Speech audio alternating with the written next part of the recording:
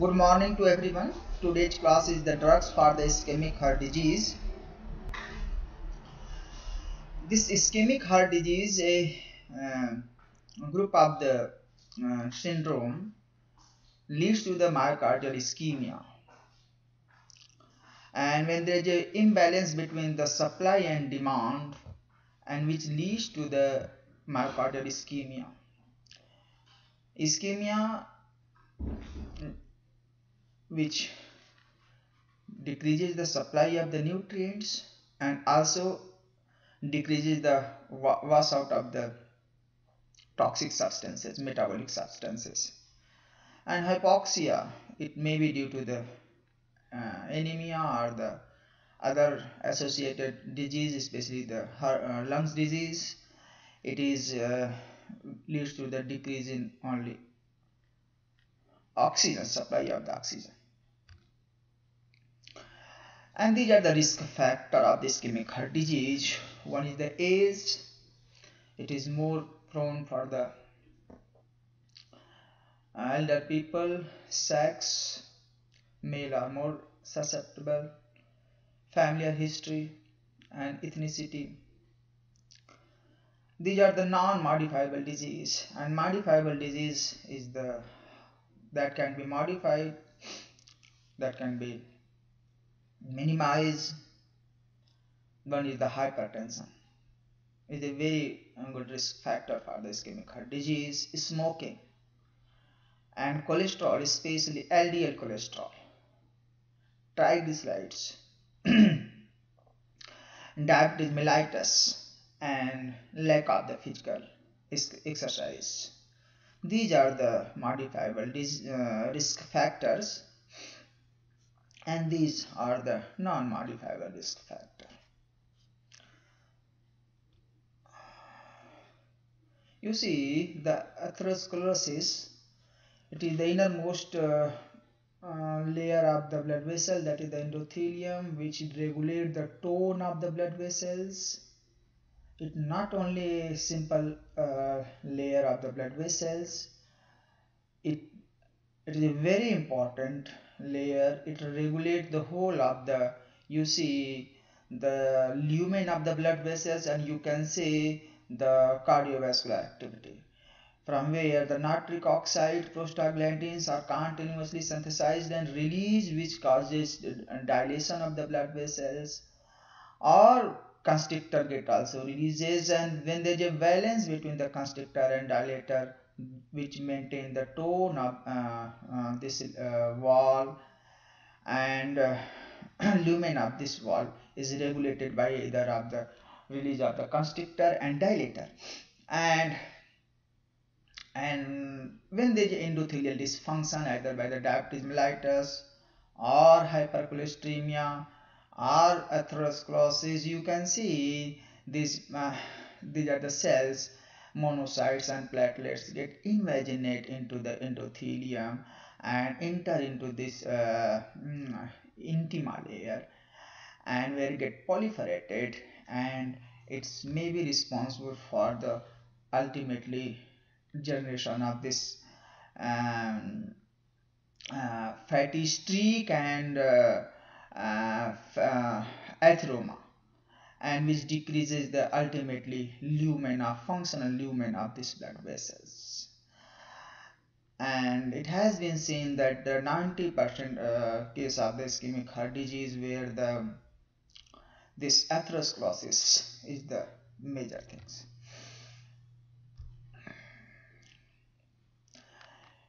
Okay, 90% persons of the ischemic heart disease has been reported for the, as we have discussed earlier, and when the lumen is occupied near about 75%, and the patient may show symptoms of the ischemic heart disease during the exercise or normal physical activity. Even when it get blocked, up to the 90% patient shows this type of the symptoms even at the rest. And these are the arteries, LAD, circumflex, and the right coronary artery that are the dominantly affected. Ischemic heart disease may be asymptomatic, only block is there, obstruction is there, and there is no any symptoms persist in the patients, and patient may live in the normal life but having the ischemic heart disease without any symptoms. And when get it increased after the some time, and when it is not managed by other things, it may lead to the ischemic heart disease and symptoms get appear. And symptoms may be stable angina, may be unstable angina, sudden coronary block may be there, which may lead to the myocardial infarction or sudden cardiac death. These are the clinically symptomatic. Types of angina: stable angina. One is the stable classical angina, in ischemia is fixed, and atheromatous stenosis is the one or the more other arteries, and it occur during the exertions, either the exercise or the emotions or the sexual intercourse or anything, when the demand of the oxygen, when the heart rate, contractility, even you can see demand of the oxygen will get increased, and that get occur during the exertions, not in the resting condition. When person get relaxed, this stable angina get relief. Variant angina, presmental angina, it is result for the sudden coronary spasm and occur even at the rest, not related to the exercise or emotions, and not very common. Unstable angina, it is the dynamic obstruction of the coronary artery block rupture with the thrombosis, and usually occur at the rest and more severe and get prolonged up to the 20 minutes. That is the unstable angina. When we are discussing about the angina, effort angina, my stable angina, you can see it started when the blockage is there and supply is not adequate to fulfill the demand of the oxygen and other nutrients, and at that time this type of the effort angina get precipitated. It started from second, and it within few minutes persons may exert pain, and when patient get rest, it get fully recover. And when the effort get increases, because it is the stable angina which get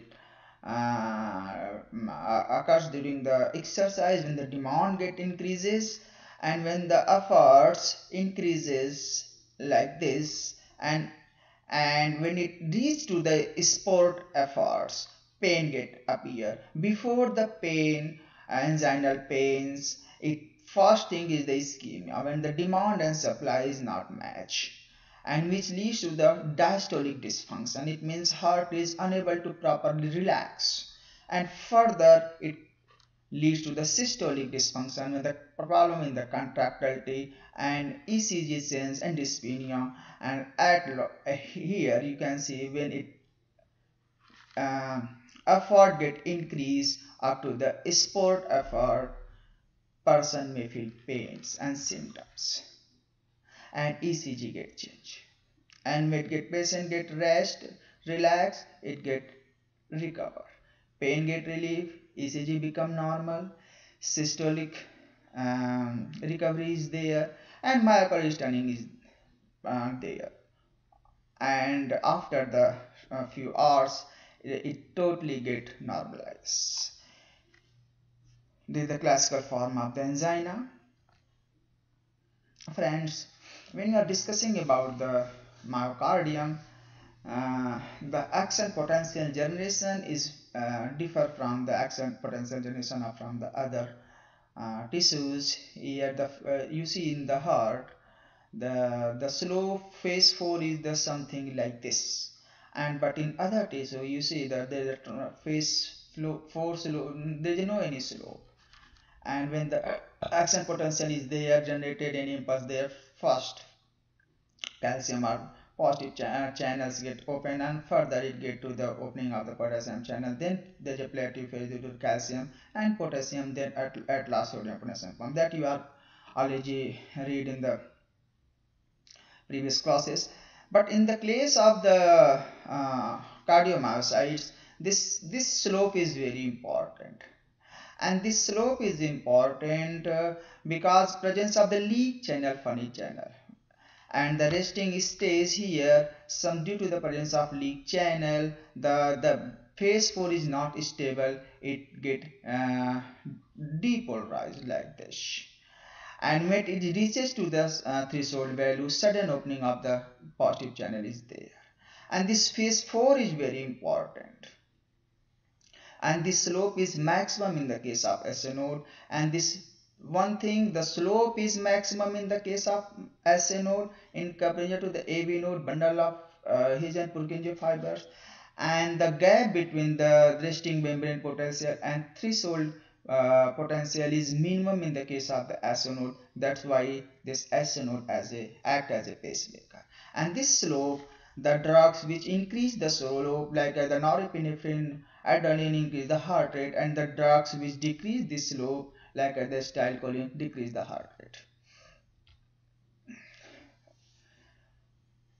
These are the drugs: organic nitrate, calcium channel blocker, beta blocker, antiplatelet drug, and other drugs. In the normal subject, the demand and supply is balanced. Whatever the demand is there in the normal human beings, it get maintained by the proper supply. I mean, demand get increases, supply get increases, and there is no any imbalance is there in the normal subject. But when the demand get increases and that get not fulfilled by the supply, these conditions may lead to the ischemia. And the drugs which can maintain the demand and supply is effective in the case of the ischemic heart disease. Either we can decrease the demand or we can increase the supply. And we can decrease the demand of the heart by decreasing the heart rate, drug like as the beta blocker. Decrease the contractility, cardioselective drug like as the verapamil. Or decrease the venous return. You can say when the vein get dilated, venous return to the myocardium get decreased. When the venous return to the myocardium get decreased, preload get decreased, and drug like the nitrate. And when the arteries get dilated, it means afterload, force exerted on the myocardium during the contraction is get decreased when arteries get dilated, resistant artery get dilated, and which leads to the decrease the afterload. When the afterload get decreased, preload get decreased, contractility of the myocardium get decreased, and heart rate of the myocardium get decreased. You see, in this way you can decrease the demand of the myocardium, and other way you can increase the supply of the oxygen by increasing the coronary blood flow, by blocking the entry of the calcium by calcium channel blocker, or by giving the statin, antithrombotic drug, whatever the block is there. Right after the prolonged use, you can minimize the blockage in the coronary artery, and you can decrease, you can increase the supply. So friends, for the ischemic heart disease, either you can increase the supply of the oxygen, or you can decrease the demand of the oxygen, either by decreasing the heart rate, decreasing the contractility, decreasing the preload and afterload. And these are the drugs effective for the ischemic heart disease.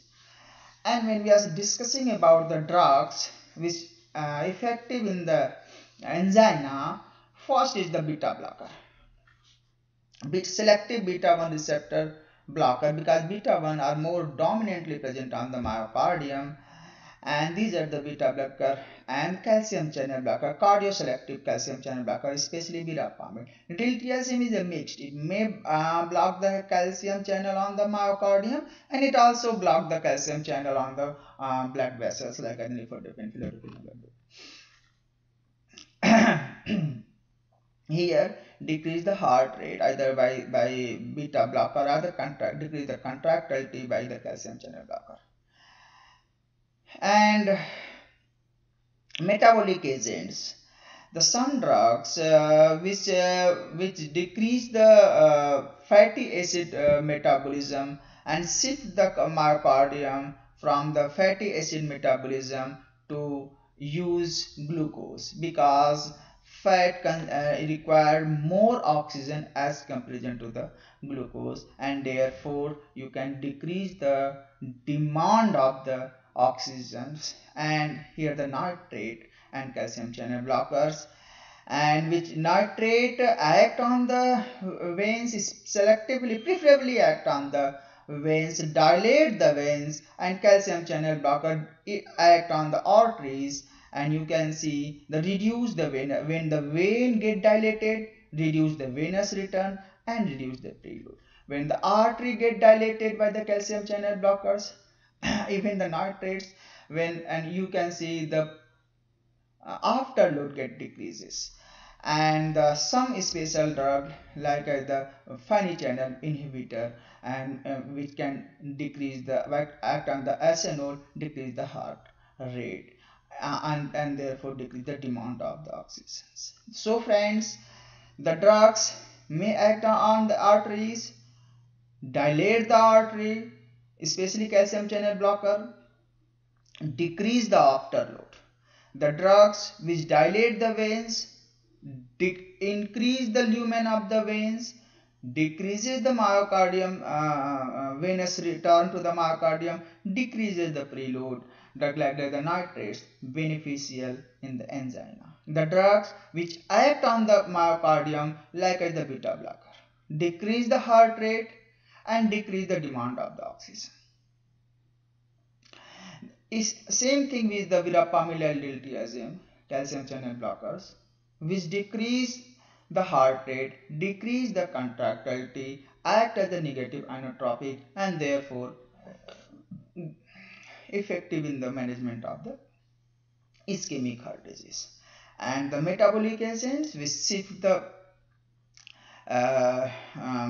fatty acid metabolism toward the glucose metabolism, and ultimately leads to the decrease the demand of the oxygens. When we are discussing about the nitrate is the polyolestal of the nitric acid, and there is bond between the carbon and nitrogen, and these drugs are the source of the nitric oxide, production of the nitric oxide. And this nitrate here, it dilate the something in the coronary artery, and not in lower dose, it dilate the arterioles and decrease the afterload. It dilate the, you see, the veins and decrease the preload. And when vein get dilated, venous return to the myocardium get decreases, and you see the ischemic zone is the ischemic zone is minimizes. When the venous return to the myocardium get decreases, you see the end-diastolic pressure get decreases, and when the end-diastolic pressure get decreases, you see the pressure on the exerted by the you see the wall of blood vessels, so you can say the perfusion of the endocardium get increases. When the venous return get decreases, you can say the wall stress of get decreases. When wall stress get decreases, the perfusion of the blood to the end, especially the endocardium, get increased, and that's why this drug is beneficial. And nitrates also decrease, you see the reduce the preload by the dilating this type of the pulmonary blood vessels, and also it dilate the improve the systemic circulation and reduces the afterload. Ultimately these are the nitrates. Mechanism: it first it act on the veins, decrease the preload. It act on the artery, decrease the afterload, and it also beneficial in dilating of the coronary arteries, and therefore perfusion of the heart get increased.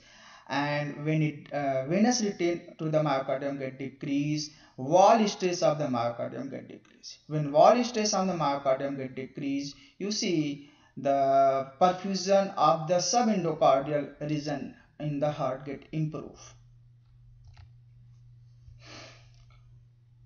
This is the mechanism of action.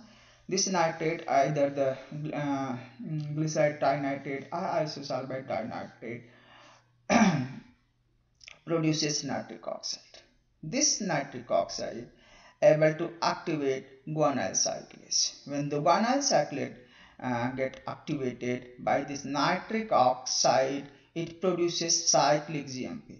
And when the cyclic GMP get produced into the cells, it block the calcium channel, decrease the, you see the cytosolic calcium level, and dephosphorylation of the myosin light chain kinase, which phosphorylation is necessary for the contraction, and therefore contractility get decreased. And when the cytosolic calcium is get decreases, you see calcium is necessary for the contraction. Ultimately the contractility of the myocardium get decreased, myocardium get relaxed.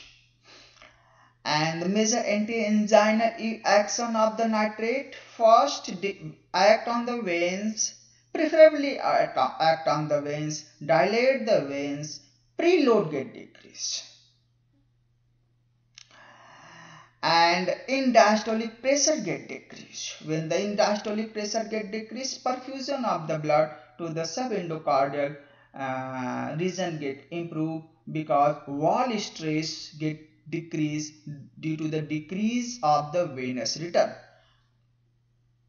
and the myocardial oxygen demand get decreases, and increase the lysotrophic state. You see the rate of the relaxation, and coronary blood flow is little bit improve in, but not in the lower dose, and it does not cause the coronary steal phenomena like the other drugs, and wall stress get decreases, and therefore perfusion of the subendocardium region get increased. Here the drugs isosorbide mononitrate directly releases the nitric oxide, like this. But the drug like the isosorbide dinitrate and glyceride trinitrate, even it get metabolite and by the liver, and it able to produces the nitric oxide. And when this nitric oxide get diffuses into the muscular wall of the blood vessels, this nitric oxide directly activate the GTP and produces cyclic GMP. And this cyclic GMP level, when it get adequate, it produces vasodilation. And the substances like as the angiotensin 2. This angiotensin 2, it produces peroxynitrite, and this peroxynitrite inhibit the activation of cyclic GMP. You can say inhibit the formation of the cyclic GMP by GTP, and oppose the action of effect of the nitric oxide. And this peroxynitrite formation get more dominantly produced when the oxidative stress get increased, or you can say when you give the higher dose of the nitrate, it leads to the formation of the peroxynitrite, and which can lead to the nitrate tolerance. And when you give the in the case of the nitroglycerin, this nitroglycerin, it get activated by the mitochondrial aldehyde dehydrogenase, which is enzymes which is responsible for the generation of this active form of the nitric oxide. And this deficiency of this mitochondrial aldehyde dehydrogenase is may be responsible for the development of the tolerance. And in comparison to the ASEAN, this mitochondrial aldehyde dehydrogenase level is poor. Here we have discussed like that when the excess of the nitrate, when giving, it produces the free radicals, especially peroxynitrite and superoxide, which leads to the endothelial dysfunction. And when the endothelial dysfunction is there, it means that the formation of dilator is reduced, and constrictor is dominated, and which ultimately constrict the blood vessels. And that is the, you can say, when we give the excess of the nitric oxide, which leads to the nitrogen tolerance, either by the endothelial dysfunction or by decreasing the peroxyl nitrate mediated activation of the cyclic GMP.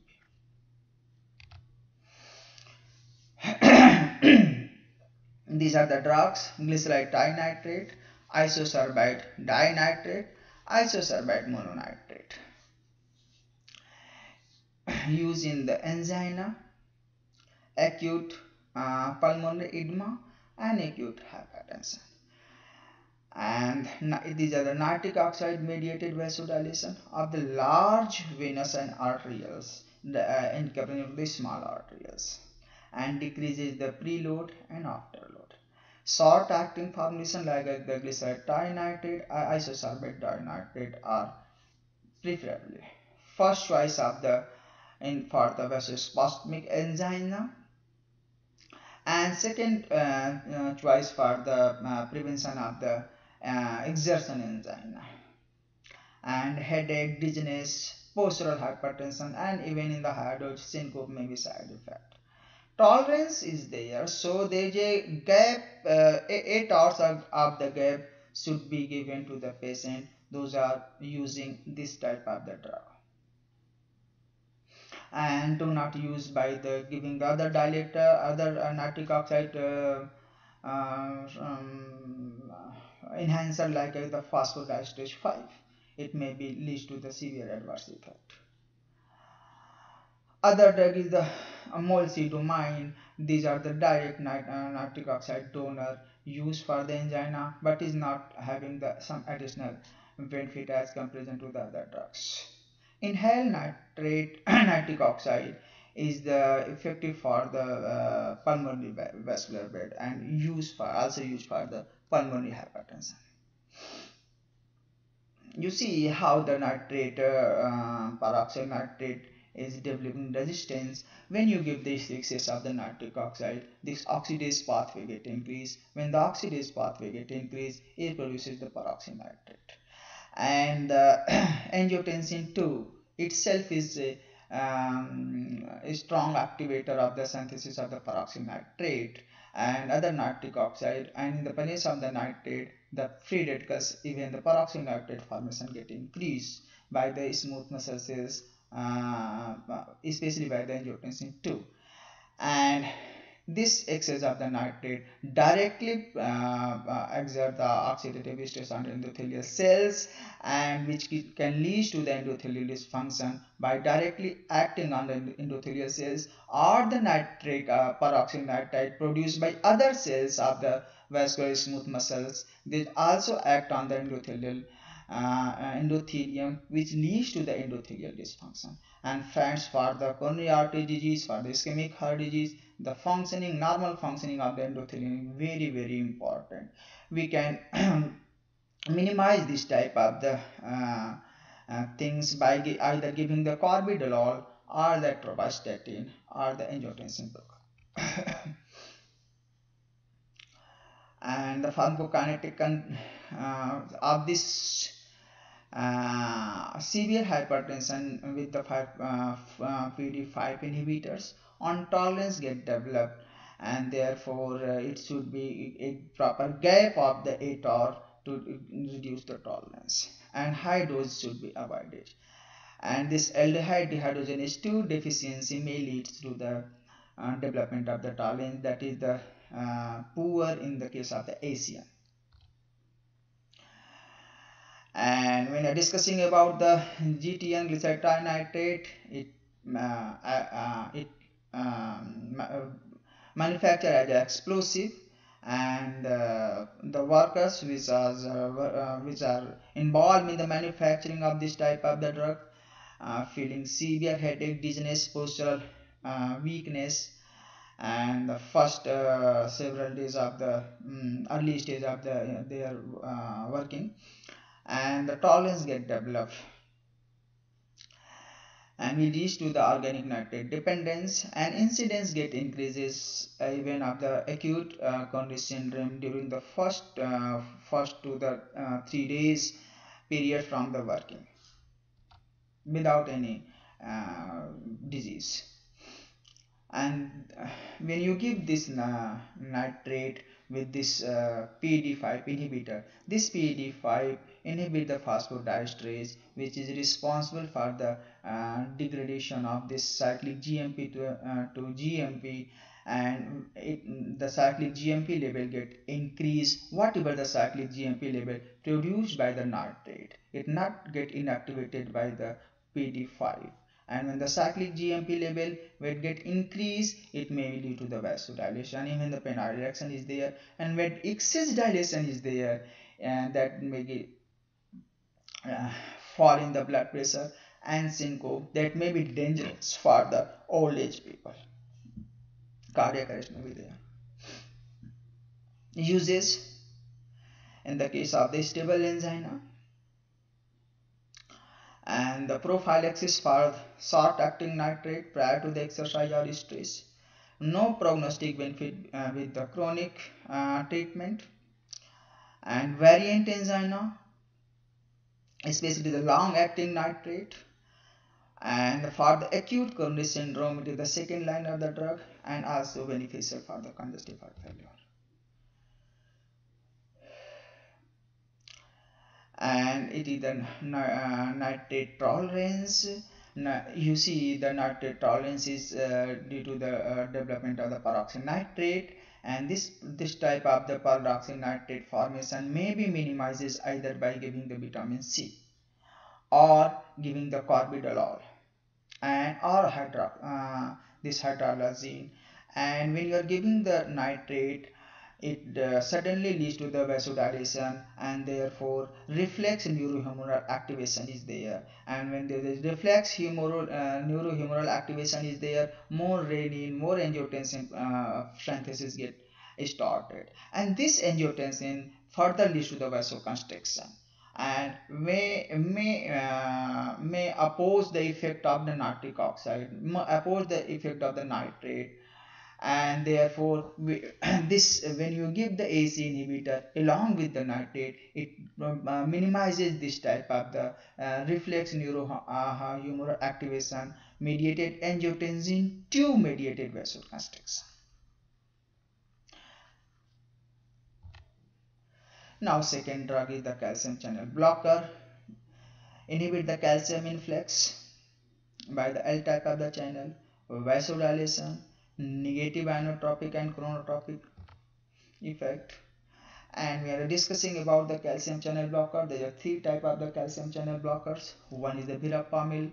Verapamil is the selective, cardioselective, and dihydropyridine, amlodipine, nifedipine, felodipine, and the clevidipine, benidipine. These are the vasoselective calcium channel blocker. Verapamil is the phenylalkylamine derivative, is the cardioselective, and diltiazem is a mixed. Here you can the role of the calcium get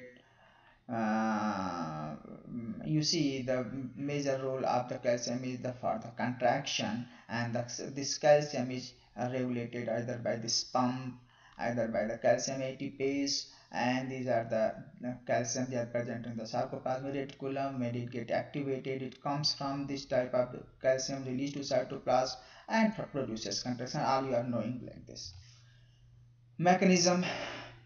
It decreases the contractility of the heart and relax the smooth muscles of the artery and decreases the arterial resistance. When the arterial resistance get decreases, blood pressure get decreases, and when the blood pressure get decreases, afterload get decreases. When the afterload get decreases, demand of the oxygen get decreased, and selectively dilate the capacitance veins, and selectively decrease the you see the resistance vessels, also dilate the veins also.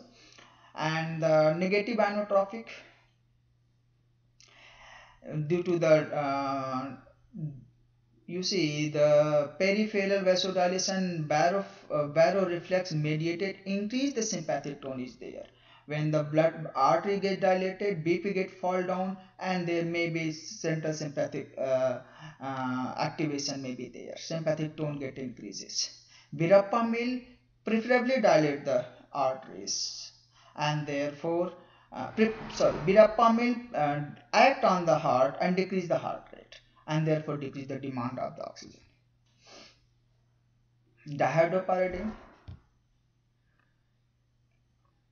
preferably act on the blood vessels and dilate the blood vessels. When dilate the blood vessels, the blood vessels get dilated, afterload get reduced. When the afterload get reduced, when you give the select this dihydropyridine like drug alone, the central sympathetic activation get increases.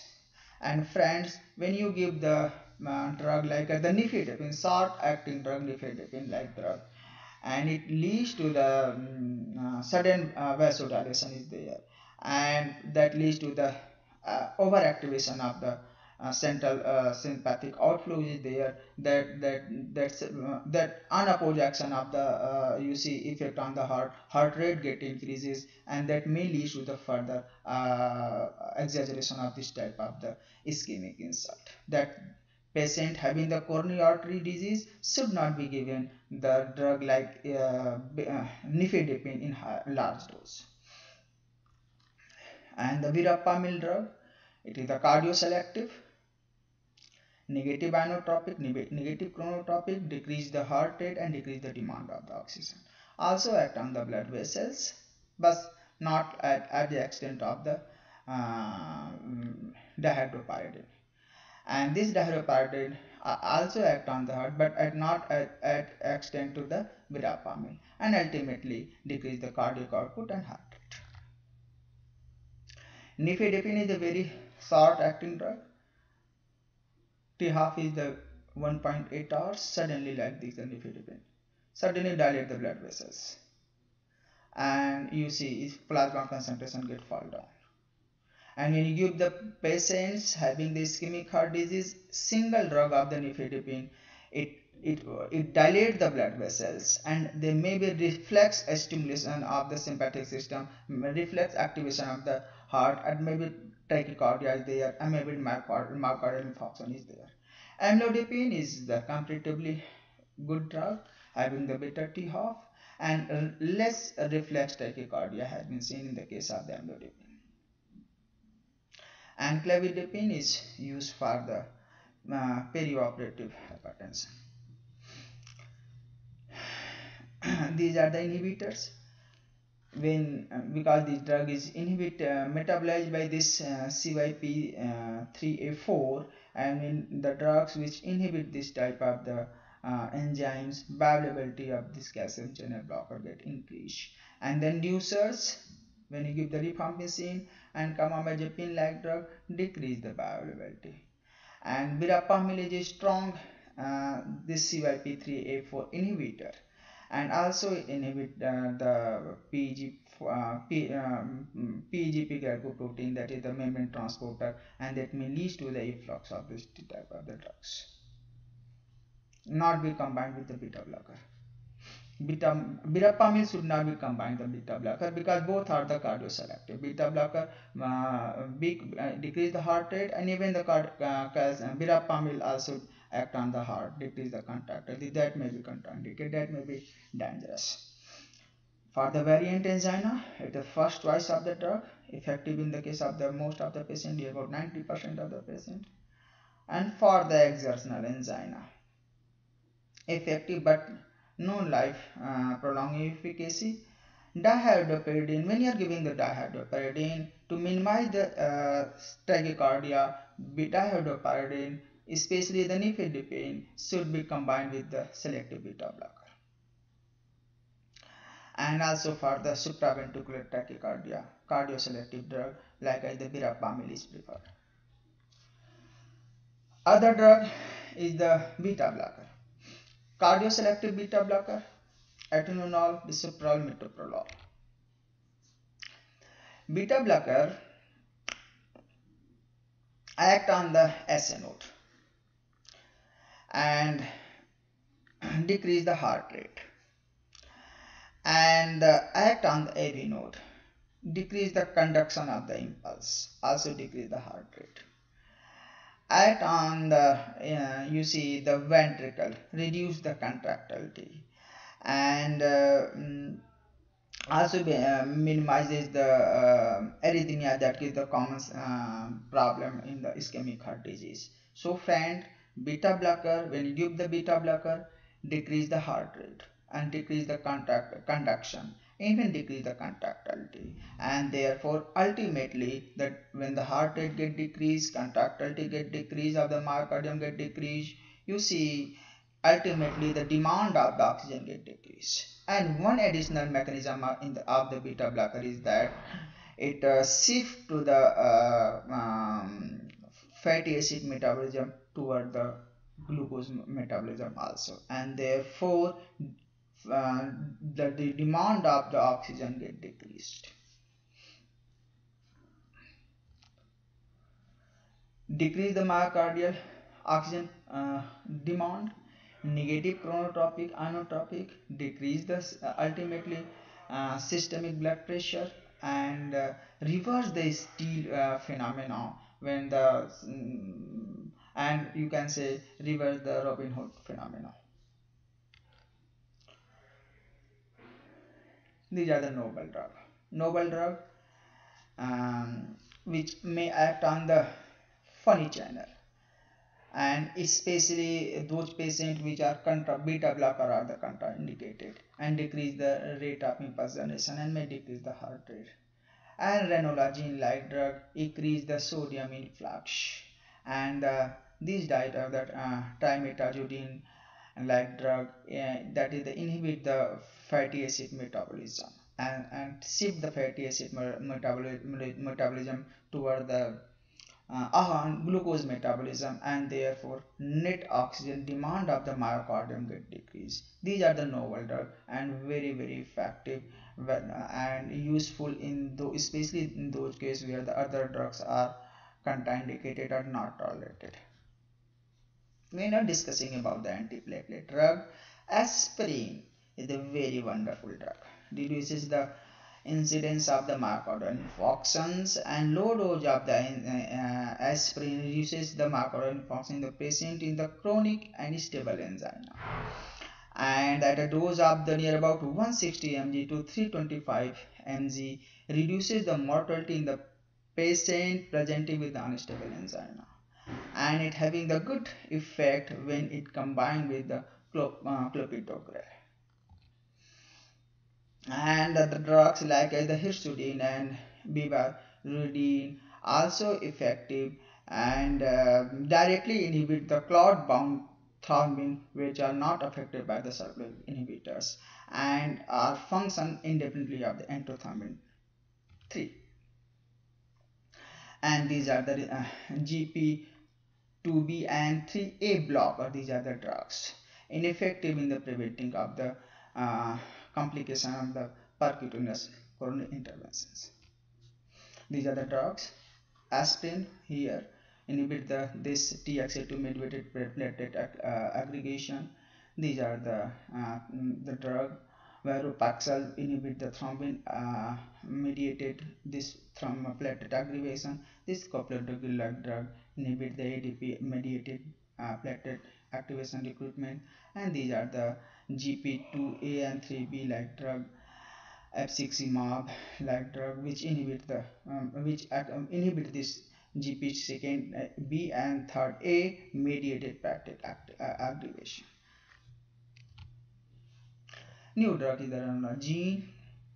It is a totally anti-ischemic drug, anti-anginal effect independent upon the heart rate, blood pressure, or change in the coronary blood flow. It inhibits the sodium channels and also having the B beta blocking actions.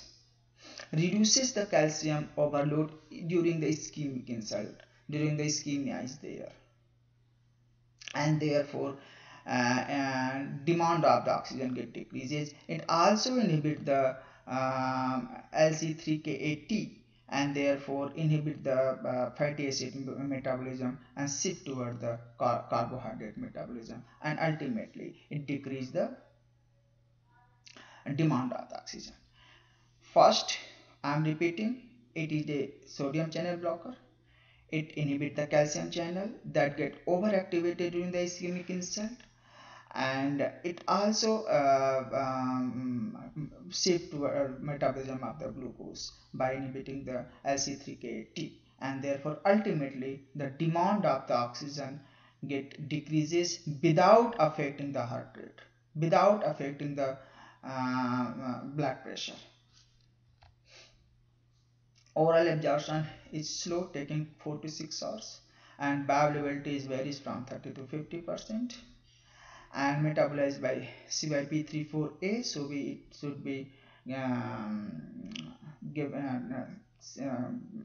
It should not be given by the CYP3A activator or inhibitor, and these are the side effects: dizziness, weakness, constipation, postural hypertension, and so on and so forth. Other drug is the Nucorandil. Nucorandil is a ATP sensitive potassium channel.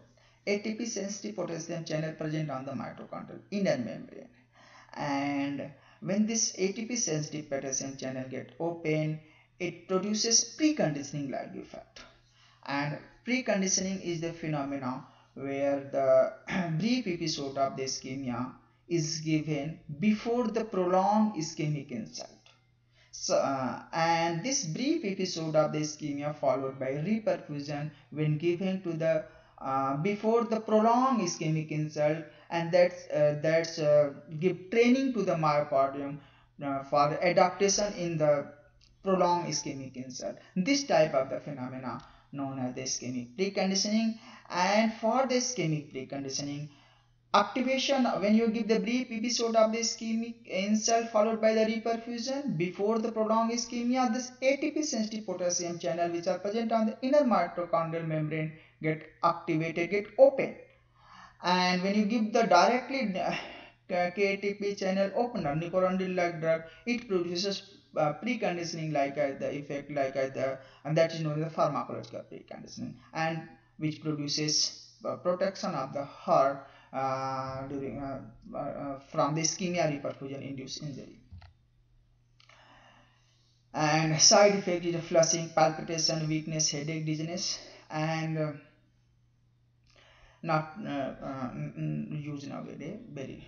And ibrabradine. Ibrabradine is a very good drug. It inhibits the funny channels, and especially may be beneficial for those patients those are not tolerated by the beta blocker, or beta blocker is the contraindicated. It inhibits the funny channel through the hyperpolarization induced cyclic nucleotide induced channel.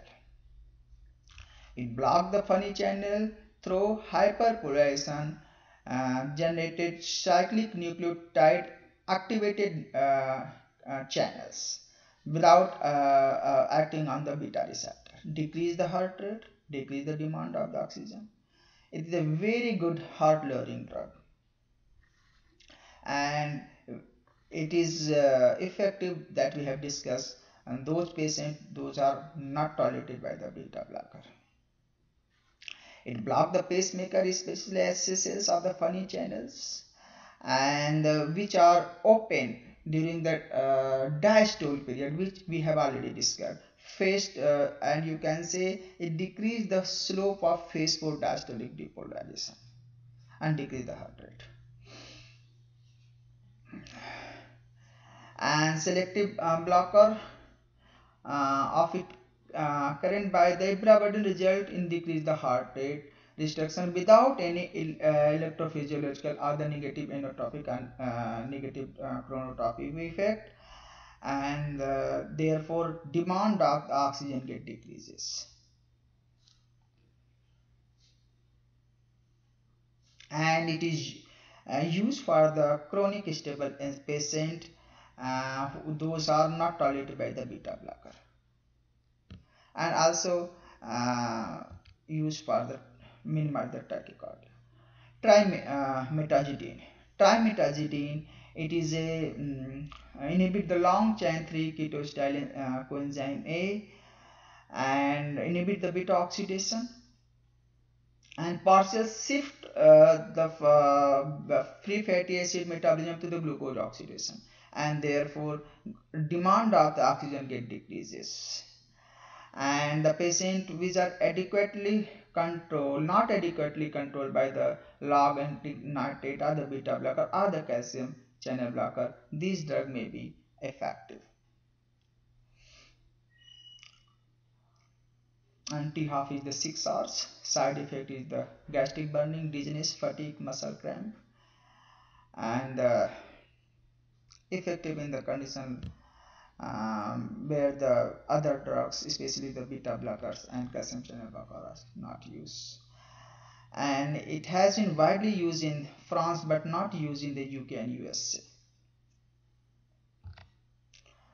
Dipyridamole, it is the powerful coronary vasodilator. It inhibits the inhibit the metabolism of the adenosine that act as a local dilator. It dilates the resistant vessels and abolish the autoregulation, and but not effective on the larger conducting vessels. Cardiac work is not decreases because venous return is not reduced, and BP is the minimally affected. It also potentiating the prostacyclin and increase the cyclic AMP level and inhibit the platelet aggregation.